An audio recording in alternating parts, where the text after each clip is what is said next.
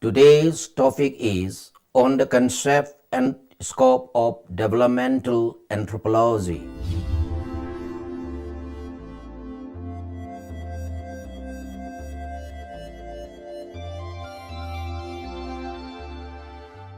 Developmental anthropology refers to the actual application of anthropological knowledge. It came into being in response to the repeated questions within the community of anthropologists and outside. The question, could anthropological knowledge be put to practical uses in solving the problems of man, is a fact that most of the scientists involved in diverse branches and devoted to pure research also cherish the idea. The method is proved useful or the concerned subject can contribute to the welfare of human society. Concept of developmental anthropology. Some scholars like to designate applied anthropology as developmental anthropology. Actually, developmental anthropologists are mostly involved in programs designed to improve technical skills and raise the standards of living of people. They are also involved in improvements in farming and other productive activities, health education, community development, etc. Developmental anthropology was first adopted by officials from some of the larger countries of Europe in their colonial administration.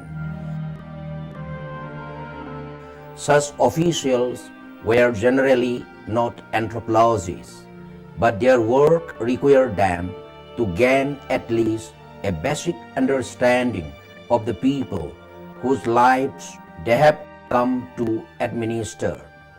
Unfortunately, this knowledge, once gained, was so frequently used to undermine the needs and wishes of the native people.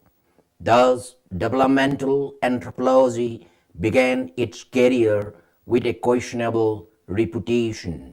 This branch of anthropology concerns itself with plant cultural change, when it is presumably an application of anthropological knowledge. The role of developmental anthropologists is thus not to cure the ills of the society. It is to describe the cultural reality with which the administrator must deal. Here he acts as an advisor who is to recommend practical measures to achieve given program objectives.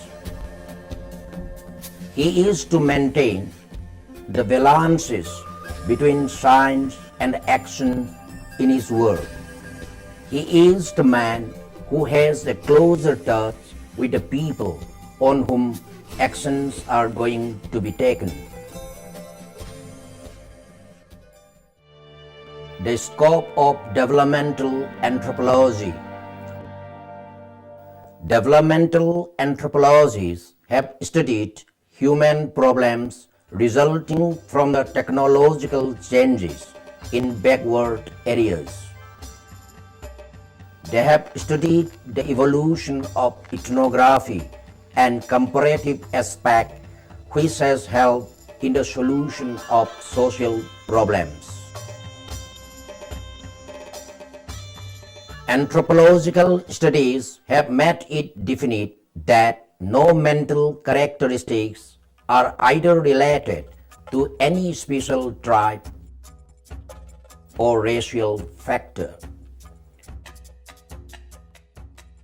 Anthropologists have also carried on experiments about serology, which are useful in the field of medical science. They have studied the relation between employees and employers in order to reduce the different group tensions. Anthropologists have studied the patterns of value and inclinations to control and cure many diseases of social relation.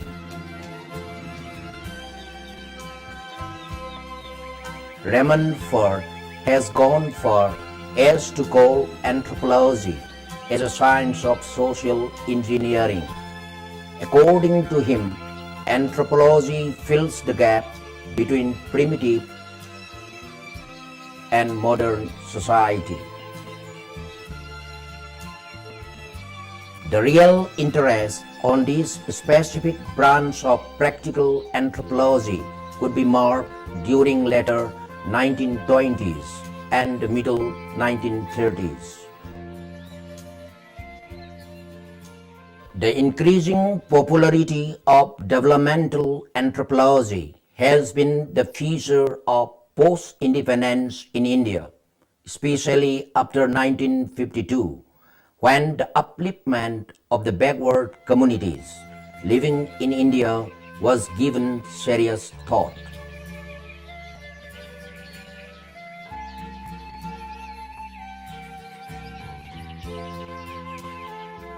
At a conference of tribes and scheduled areas held at New Delhi in 1952, Pandit Jawaharlal Nehru, the first Prime Minister of India, made an open declaration that the government of independent India would give proper emphasis in protecting, ameliorating, and uplifting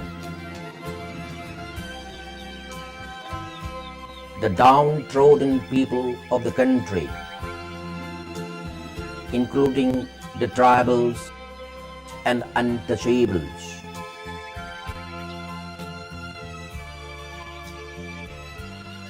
The Indian anthropologists after independence have committed themselves to see the problems of the natives as no administrator, maintaining the fundamental values, ultimate aims, and ethics of anthropological science.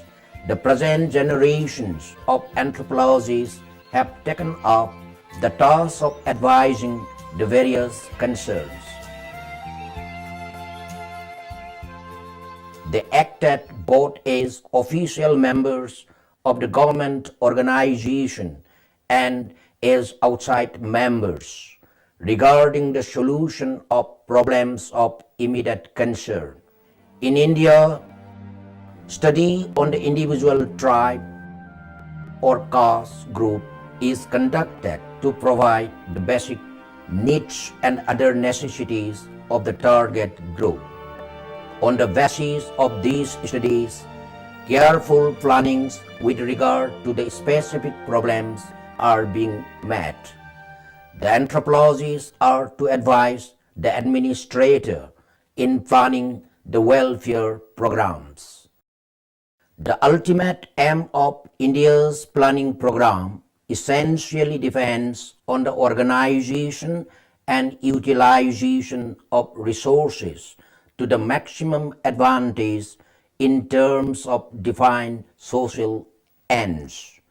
These social ends can be viewed from international and national levels. From the international levels, it is being realized that the unity of mankind could only be achieved through cooperation with various international agencies to effect a general improvement in the standard of living of the common man.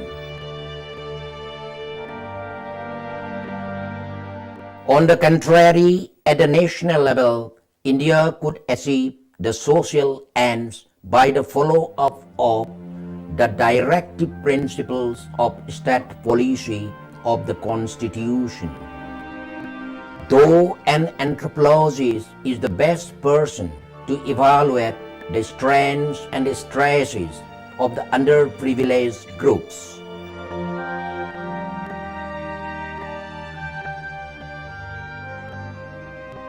Yet a significant question has posed before him whether he should respond when called on by administrative agencies for advice.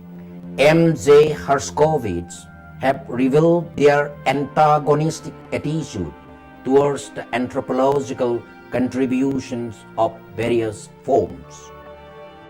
The majority of the Indian anthropologists endorse the idea to give impartial advice as official member of a government organization or a non-governmental agencies regarding the solution of the problems of immediate concern. But if he finds that his advice has not been given proper value or due weightage, then what should he do as a scientific researcher?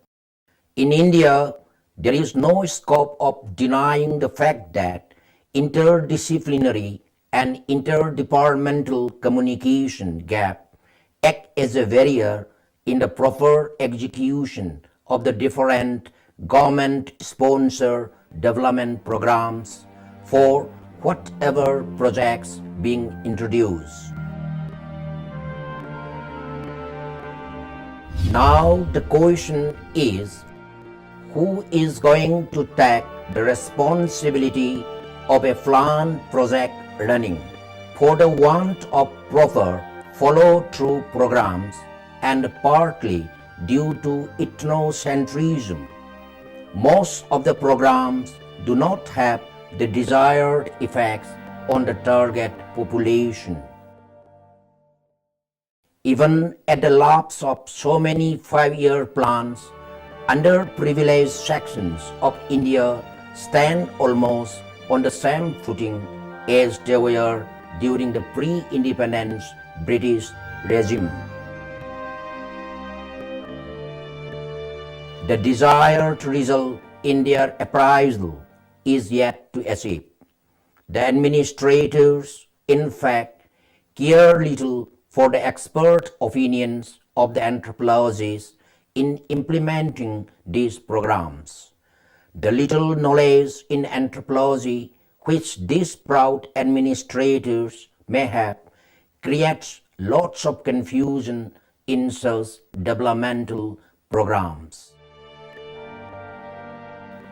As the contribution of anthropology to our knowledge of man and his works, the applied section of anthropologists want themselves to involve in developmental programs with their unique method and theory. All who accept the fundamental postulates of science and admit the need for scientific analysis of all aspects of the natural world and human experience in it take this for granted. This is to be seen in all phases of anthropological science, in the increase of the available data, in refinements in method, and in the constantly growing number of anthropologists equipped to carry on the necessary researches. New cultures are under investigation, new problems are being studied, while the training of students in the basic concepts of anthropology makes this known ever more widely and lead to the more intensive disciplining in anthropological method and theory necessary for these who contemplate making anthropology a career.